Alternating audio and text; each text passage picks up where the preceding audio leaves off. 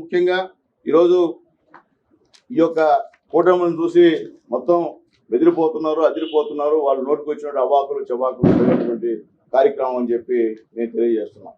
అట్లాగే ఈ ప్రభుత్వం వచ్చి దాదాపు 7 సార్లు విద్యుత్ ఛార్జీలు పెంచిన విషయాన్ని కూడా ఒకసారి గుర్తు చేస్తున్నాం. మేము రేపు గెలిస్తే ఒక్క పైసా కూడా విద్యుత్ ఛార్జీ పెంచమని చెప్పి మేము తెలియజేస్తున్నాం.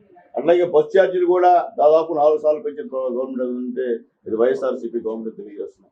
రేపు మేము వచ్చిన తర్వాత ఉచిత బస్సు, డబ్బులు కాదు కదా, టికెట్ కాదు కదా, ఉచిత బస్సు ఇచ్చేటువంటి కార్యక్రమాన్ని మేము చేస్తామని చెప్పి మేము తెలియజేస్తున్నాం. అట్లాగే ఆల్రెడీ సూపర్ 6 పథకాలని మా ముగ్గురు ఆ రోజు జనసేన నాయకులు అలాగే మా బీజేపీ నాయకత్వం చంద్రబాబు నాయుడు కలిసి ప్రకటించారు.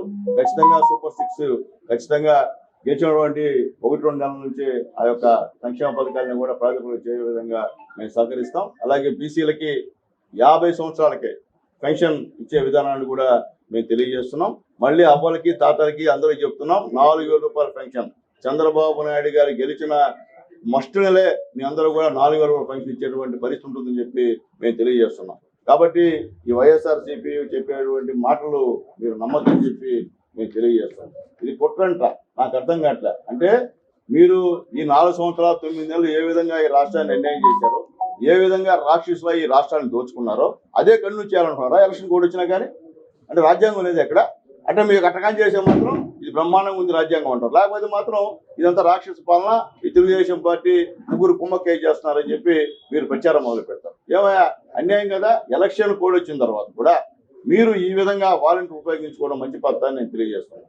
మేము చెప్పేది ఒకటే, అంబేద్కర్ గారు రాజ్యాంగం ప్రకారం నడపండి రాష్ట్రాన్ని అంటుంటే మేము లేదు రెడ్డి గారు రాజ్యాంగం ప్రకారం మేము నడిపిస్తాం అనేది ఎంతవరకు సమంజసం తెలియజేస్తున్నాం. అట్లాగే మరో తెలియజేస్తున్నాం, రేపు గవర్నమెంట్ వచ్చిన తర్వాత అందరికీ 1వ తేదీ కల్లా మీ ఇళ్లకు ముందు వచ్చి ఇదే వాలంటీర్లు మీకు పెన్షన్ ఇచ్చే విధంగా మేము చూస్తామని చెప్పి మీ అందరికీ తెలియజేస్తున్నాం. అట్లాగే ముఖ్యంగా ఈరోజు ఈ యొక్క జనసేన తెలుగుదేశం పార్టీ ఉమ్మడి అభ్యర్థులం గూడూరు కాన్స్టిట్యున్సీ నుంచి నేను ఎమ్మెల్యేగా నిలబడుతున్నాను. సైకిల్ గుర్తు మీద ఓట్లేమని అడుగుతున్నాం. అలాగే ఎంపీ అభ్యర్థిగా వరప్రసాద్ గారు నిలబడుతున్నారు, కమలం గుర్తు బీజేపీ అభ్యర్థిగా నిలబడుతున్నారు. జనసేన 3 కలిసి నేను మా ఎంపీ గారిని గెలిపించమని చెప్పి మేము రిక్వెస్ట్ చేస్తున్నాం. అలాగే ఈరోజు ఒక ఆయన ఎవరో రాక్షసుడికి తోడు రాక్షసుడు తయారయ్యారు. మీరు వరప్రసాద్ గారు రాక్షసుడు అయితే 5 సంవత్సరాలు ఏ పార్టీ వరప్రసాద్ గారు అని చెప్పి నేను అడుగుతున్నా. చెప్పేది రాక్షసుడు ఏ విధంగా ఉండాలో మీ ముందు నేర్చుకోవాలా. రాక్షసత్వం అంటే మీ వైఎస్ఆర్సీపీ నాయకులు గ్రావెలు, ఇసుక, క్వారీ మొత్తాన్ని దోచుకుంది మీరు, మేం కాదు. రాక్షసులు ఆ విధంగా ఉంటారు. పేద ప్రజలు భూమి మీద పడి మీ ఇష్ట ప్రకారం లేఅవుట్లు వేసుకుంది మీరు, మేం కాదు. ఎక్కడ పేదవాడిని భూమి ఉన్నా కానీ వాళ్ళని తరిమేసి మీ పేరు మీద పట్టాలు చేసుకుంది మీరని చెప్పి నేను తెలియజేస్తున్నా. కాబట్టి మీరు రాక్షసులా, మేము రాక్షసులా? పేద ప్రజలకి మద్యం, కల్తీ మద్యాన్ని ఇచ్చి అక్రమంగా చంపేసింది మీరా మేమా అని అడుగుతున్నా. రాక్షసులు మీరా మేమా? పేదవాడిని చంపేసింది మీరా మేమా? పేదవాడి పైన పన్నులు భారం వేసినటువంటి మీరా మేమా రాక్షసులు తెలియజేస్తున్నా.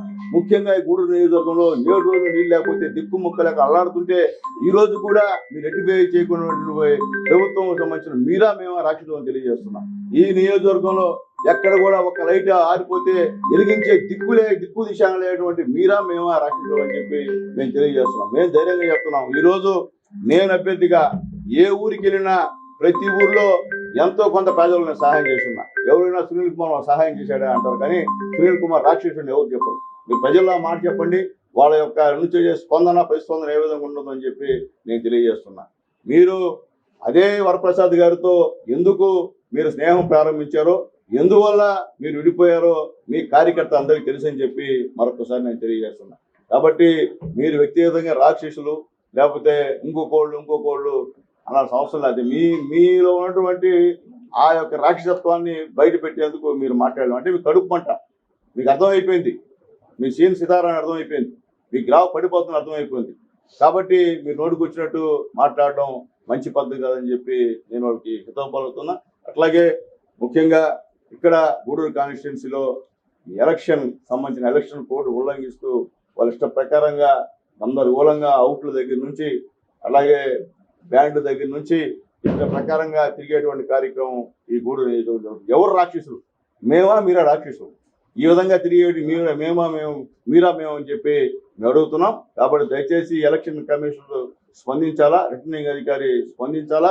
వెంటనే మీ చట్టంలో ఏ విధంగా ఉందో ఆ విధంగా ఈ యొక్క ప్రచార కార్యక్రమం జరగాలని చెప్పి నేను కోరుకుంటున్నా. అలాగే ముఖ్యంగా ఈ ఆంధ్రప్రదేశ్ వ్యవస్థలో, ప్రజల్లో, విధానాల్లో అందరూ కూడా గత ప్రభుత్వ విధానాలని మార్పు చేయాలని చెప్పి అందరూ అనుకుంటున్నటువంటి పరిస్థితిలో ఈరోజు బీజేపీ, జనసేన, తెలుగుదేశం 3 కలిసి కూటమిగా ఏర్పడ్డాయనే విషయాన్ని ఒకసారి మీకు తెలియజేస్తున్నా.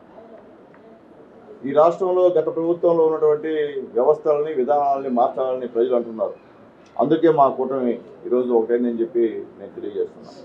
ముఖ్యంగా గతంలో కూడా మేము ఎన్డీఏ కూటమిలో అందరం కూడా భాగస్వాములుగా ఉన్నాం.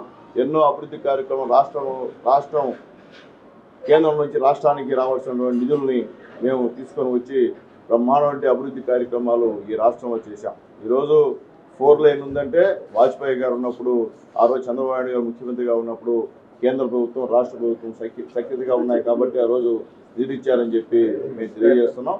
కాబట్టి ఈరోజు మా కలయిక మళ్ళీ చెప్తున్నాం, తెలుగుదేశం, జనసేన, బీజేపీ కలయిక సూపర్ డూపర్ బంపర్ హిట్ అని చెప్పి ప్రజలందరూ అంటున్నారు. మేమనే మాట కాదు, ప్రజలందరూ అంటున్నారు. దాన్ని తట్టుకోలేక ఈ కలయిక కాదు, వీళ్ళందరూ కూడా మనస్ఫూర్తిగా కలిసి లేరు అనేటువంటి భావం, అంటే వాళ్ళకి ఒక పిరికితనం వచ్చేసింది. ఇప్పుడే సోదరుడు మా కృషి చెప్పినట్టు వాళ్ళకి ఒక పిరికితనం వచ్చేసి వాళ్ళ ఇష్ట ప్రకారంగా మాట్లాడేటువంటి పరిస్థితులు ఈరోజు వాళ్ళు చేస్తున్నారని చెప్పి నేను తెలియజేస్తున్నాను. అట్లాగే ఈరోజు మా కలయిక రాబోయే రోజుల్లో ఈ రాష్ట్రం అభివృద్ధి చెందాలని, ఈ రాష్ట్రానికి రావాల్సిన నిధులు కేంద్ర ప్రభుత్వం ఇవ్వాలని చెప్పి, ఈ రాష్ట్రంలో ఆగిపోయినటువంటి ప్రాజెక్టులకి కేంద్ర ప్రభుత్వం నిధులు ఇవ్వాలని చెప్పి మేమందరం కూడా కలిసి ఈరోజు పోటీ చేస్తున్నామని చెప్పి తెలియజేస్తున్నాం. ఈ యొక్క కలయిక ఒక దుర్మార్గుడి మీద పోరాటం. ఎందుకంటే రాష్ట్రంలో ఈరోజు ఎవరిని వదల్లా, అందరినీ ఇబ్బందులు పెట్టాడు. ప్రతి రంగం, ప్రతి ఒక్కరూ ఈరోజు తెలుగుదేశం పైన అసంతృప్తితో ఉన్నాడు. దాని నిదర్శనం ఈరోజు జరుగుతున్నటువంటి ప్రజాగలం కానివ్వండి, వైఎస్ఆర్సీపీ పైన అసంతృప్తితో ఉన్నటువంటి విషయాన్ని కట్టండి. ఈరోజు